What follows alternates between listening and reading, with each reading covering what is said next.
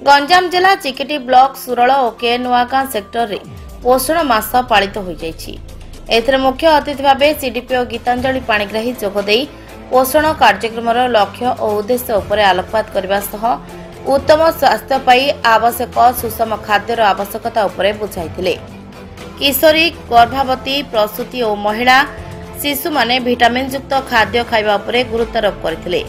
सुरल sector रे अतिथि भाव आयुष डाक्तर देवी प्रसाद दास जोगदे बेले यूनिसेफ शारदा लाहांगीर एक्शन एड अधिकारी सौरीश बोस सुपरभाइजर सचाला पंडा पोषण ब्लॉक संयोजक सरोज कुमार गौड़ जोगदे।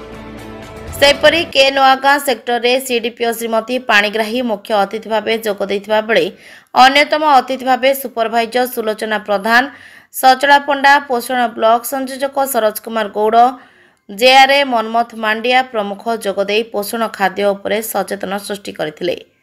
एथिरे मिशन शक्तिर महिला सुरल और के नुआगां पंचायतर समस्त अंगनवाड़ी कर्मी सहायक आशा कर्मी गर्भवती महिला प्रसूति महिला किशोरी बालिका माने जोग देथिले। एही अवसर में पोषणर जन आंदोलन कार्यक्रम में पंचायत स्तर में दक्षतार सहित भल कार्य करथिबा अंगनवाड़ी कर्मी को पुरस्कृत करा जायछि। चिकिटीरू अरुण कुमार पंडा रिपोर्ट चेतना मीडिया।